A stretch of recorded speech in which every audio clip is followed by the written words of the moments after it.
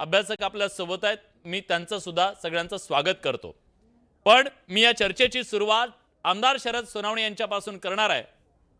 आमदार साहेब, आज तुम्ही बिबट्याचा ड्रेस परिधान केला आणि सभागृहामध्ये एंट्री मारली, ही वेळ तुमच्यावर का आली आणि तुमच्या या आजच्या ड्रेसनं या प्रश्नाकडे लक्ष वेधलं का? मला आपल्याला अतिशय प्रामाणिकपणे सांगायचं आहे की 2014-15च्या हिवाळी अधिवेशनामध्ये मी आमदार असताना मी या बिबटच्या विषयाकडे संपूर्ण महाराष्ट्राचं लक्ष वेधलेलं होतं आणि मी अतिशय प्रामाणिकपणे सांगितलं होतं की हा भविष्यामध्ये फार मोठं संकट आपल्या राज्यावर येणार आहे। कारण ज्या पद्धतीने प्रजनन शक्ती त्याची, कारण हा जो बिबट आहे हा मांजराच्या प्रजातीतला आहे।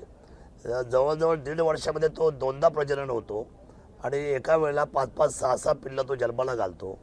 ऊसामध्ये त्याचं राहणीमान आहे, नागरी वस्तीमध्ये त्याचा आता राहणीमान आहे, हा जंगलात राहत नाही। मग अशा परिस्थितीमध्ये मी त्यावेळेला सावध केल्यानंतर सुद्धा 10 वर्षानंतर आज 2 ते 2.5 हजार बिबटची संख्या वाढलेली आहे।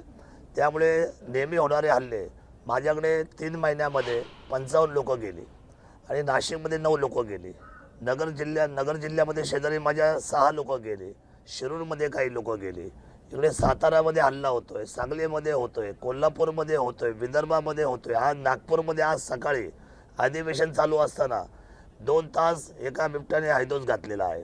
नागरी हल्ल्यामध्ये सगळी गल्ली खाली झाली, घरातली लोकं पळून गेली।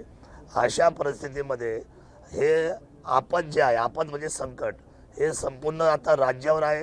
हे राज्य आपत बिबट म्हणून घोषित केलं पाहिजे। मुख्यमंत्र्यांनी फार अतिशय गांभीर्याने आणि वनमंत्र्यांनी याच्याकडे पाहून तातडीने जी लक्षवेधी झाली, याच्यावर आम्ही जी सूचना केली, याच्यावर कुठलीही नसबंदी लागू होणार नाही।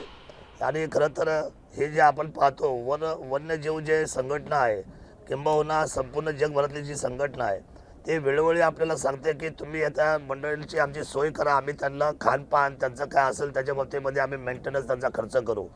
मला असं वाटतंय की ह्या नसबंदीचा विषय सोपा नाही। त्यानंतर या शेळ्या सोडणं तर अतिशय वेगळा विषय, हा तर आम्हाला फार नवीन विषय झालेला आहे। परंतु मी आपल्याला प्रामाणिकपणे सांगतो, आपण वनमंत्र्यांशी बोललात का तुम्ही? मी या गोष्टीवर बोललेलो आहे। काल सभागृहात मी सांगितलेलं आहे की रेस्क्यू सेंटर हे जे अधिकारी जे आहेत आपल्या फॉरेस्टचे, ते त्यांची दिशाभूल करतायत, त्यांच्या लक्षात येत नाहीये। ह्या सर्व अधिकाऱ्याला मी दोष देत नाही, ते ॲक्च्युली प्रॅक्टिकल नाही, त्यांचं पाय जमिनीवर नाही। जी 55 माणसं जी गेली त्यांच्या ते दरवाजापर्यंत आजपर्यंत कधी आले का? त्यांनी हे दुःख पाहिलंय का? टाहो पोडणारी माता कशाला म्हणतात? एखाद्या पत्नीचा नवरा गेला शेतामध्ये काम करणार तर ते विधवा झालेल्या पत्नीचं केवढं मोठं दुःख आहे। एखादी समजा पत्नी गेली एखाद्या नवऱ्याची, तर ती पत्नी गेल्यानंतर त्या नवऱ्याचं दुःख काय आहे? आई गेले, वडील गेले, शेतकरी गेले, महिला गेली, बाळ गेलं, शाळेत सुद्धा मुलं जात नाही, आज अंगणामध्ये कोणी खेळायला मागत नाही, शेतकरी शेती करू शकत नाही। आता दिवाळी ढवळे हल्ले होत आहेत आणि अरण्यामधला हा आता प्राणी राहिलेलाच नाही, हा सगळा आता तुमच्या ऊसामध्ये आहे, जिथे लपण आहे तिथे आहे। त्यामुळे प्रेझेंटेशनच चुकीचं आहे, ही समजच चुकीची झालेली आहे। त्यामुळे ती समज होणं आणि त्याचा अभ्यास होणं, त्या अभ्यासाच्या पाठी प्रयत्न करणं फार गरजेचं आहे। याबद्दलचे सगळे जे अभ्यासक आपल्या सोबत आहेत, आपण त्यांच्याशी बोलूया त्याच्याबद्दल। आणखी काही मला मुद्दे मांडायचे